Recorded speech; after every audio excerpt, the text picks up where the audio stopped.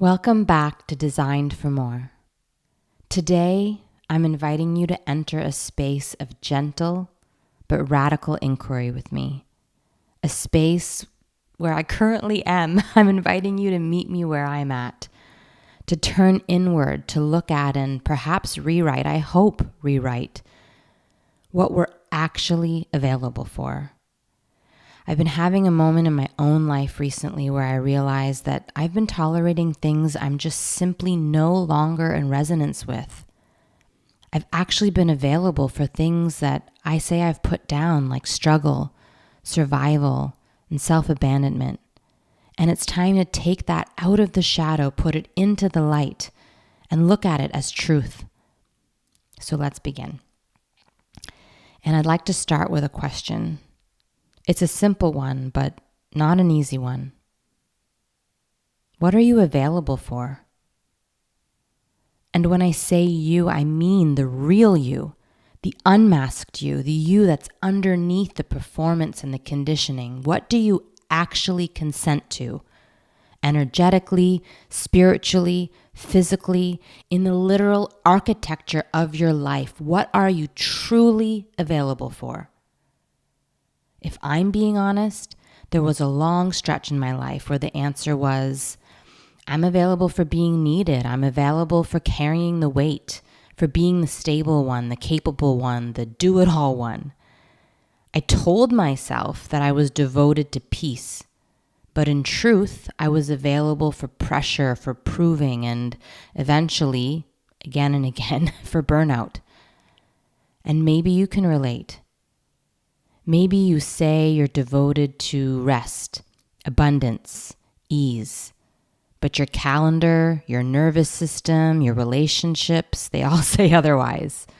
Maybe you've made unconscious agreements that sound like, I'll be the one who keeps everything together. I'll dim my light so that you don't feel threatened, or I'll stay small if it makes you feel safe. And I get that, because these contracts begin with love, with a deep desire to belong or to feel safe and to not rock the boat. But at some point, these contracts can and should expire because the pattern starts to feel like a cage. Let me bring it into the present for me. This question of what am I available for became very alive for me in a deeply personal way. My husband, who is a 2-4 manifesting generator, has been building his micro bakery, Almanash, for a few years now. And there are so many things about it that are beautiful and brave. He's creating with his hands something he longed to do when he was sitting in front of a computer for so many years. He's building something real, something healthy, something great for our community and their guts and the way that they physically feel. It's rooted in his Nordic lineage, his artistry, and his real devotion. But if I'm being honest, there's also parts of it that feel brutal. 12 to 14 hour bake days, like 5 days a week. Workspaces that felt like survival more than thriving. Days and days and days where the kids and I don't see him. And sometimes it feels more like he's enduring, that we're enduring more than living. And while it can sometimes feel brutal, I'm also so grateful truly for the container it's created, for the way his work has given me space to step into mine because he began it when I stepped out of my previous life, when I walked away from the corporate world, when I walked away from my 6-figure CEO job and not having anything lined up afterward, not knowing how we were going to resource ourselves. So his building gave me time to study and build my practice of human design, to raise our kids in my rhythm and our rhythm, to even know what our rhythm was, to explore and feel and embody my feminine, to feel and embody my sacral yes, to really honor my sacred no's, to launch my business. But the other day, something in me shifted and I felt it rise up like a wave, which isn't a surprise because I hold an emotional authority with a wave that feels like build up and release. So it wasn't a thought, it wasn't a theory, it was like a full body truth. And the words that came out of me were, I am no longer available for the energy of survival and struggle in our home. I am so proud of the work that I have done to look at, to work with, and I believe to transcend a long lineage of struggle and survival. But now I'm realizing that I'm still available for it in my orbit, in our home. And we all make these unconscious energetic contracts. We don't even realize it half the time. Maybe we inherited survival energy from our parents or grandparents, and without knowing, we signed an agreement that says, this is what life feels like struggle, like hustle, like barely enough. Or maybe we absorbed cultural scripts that say we should grind or overgive or stay small. Maybe we unconsciously signed up to be the emotional caretaker in our family or our workplace. And these contracts, these silent agreements, we carry them into our daily lives without ever asking, did I actually consent to this? Did I actually choose this? And so I realized I was living inside an agreement that I never consciously made. The agreement that said it's okay for my husband to live in survival mode, and it's okay for me to orbit around that. But here's the thing. What we're truly available for is not what we say with our lips. It's what we allow with our lives. Because here's the thing. What we're truly available for is not the goals that we write in our journal. It's what we allow in our lives. It's what we actually orient ourselves to. Let's tease apart two words here. Availability and devotion. Availability is what we're willing to host in our field. It's our energetic posture. And devotion is what we're actively orienting towards, not in your words, but literally in your actions. When they're aligned, well, great, life meets you there.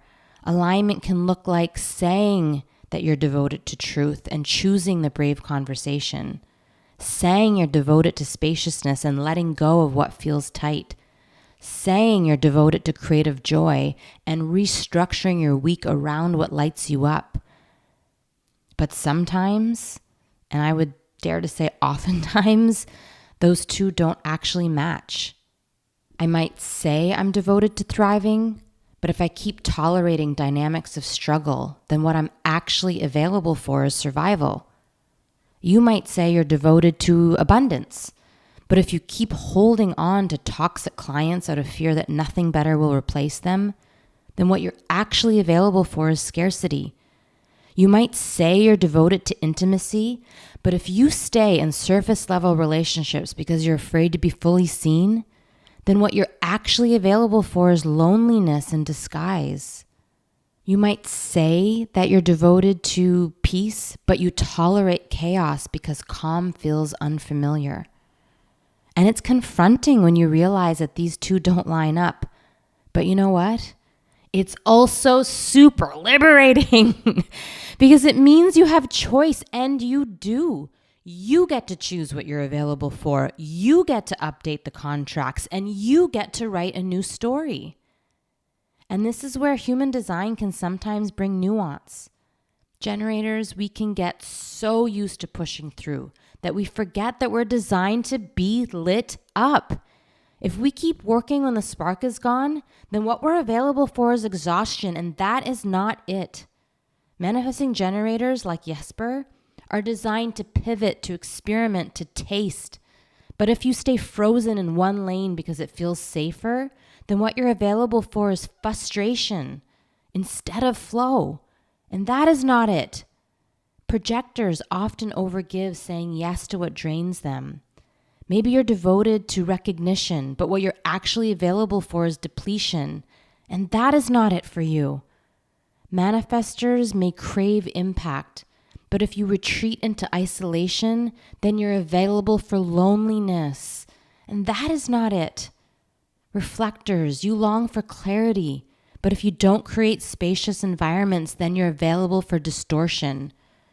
And here it's not about blame, friends. It's about seeing clearly what's been true so we can consciously rewrite the terms of our energetic contracts and be available for more juice, not more depletion. So let me bring this back to my own life for a minute. Jesper goes through these cycles. Sometimes he's full Viking, charging forward, vision alive, fire lit. And other times it feels like he's thrashing around on a captainless ship. And in those moments, I used to jump in and be his ignition. I'd use my spark to get him back on course.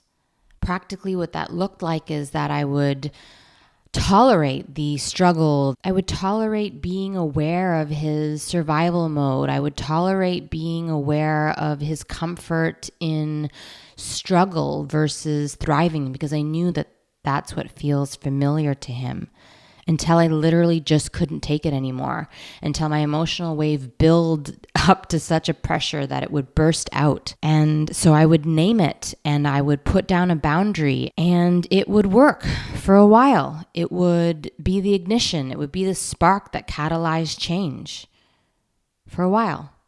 But eventually we'd find ourselves right back in the same waters. Until recently, when I felt my whole body say, I'm not your ignition. You have your own spark. And I believe in that more than I believe in this pattern. And it was terrifying to say that to myself, let alone out loud. But it was also super clarifying, because what I realized is if I keep being his ignition, then what I'm actually available for is this cycle of him losing his spark and me reigniting it. And that's not what I'm devoted to. I'm devoted to partnership where both of us are lit from within.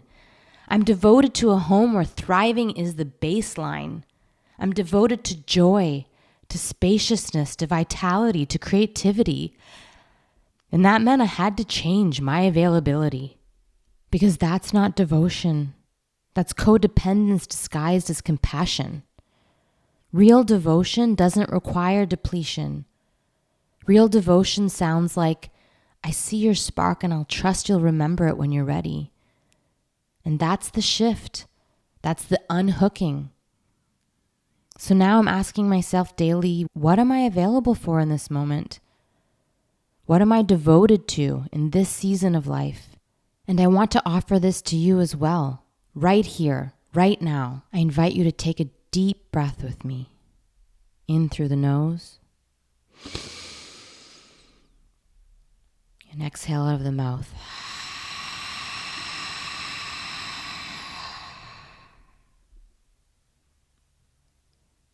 And ask yourself, what am I truly available for?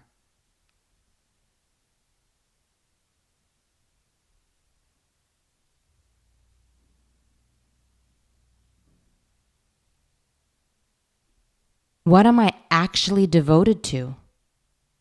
Do those two things match? So therefore, what am I actually no longer available for? And what am I truly devoted to? Be brutally honest.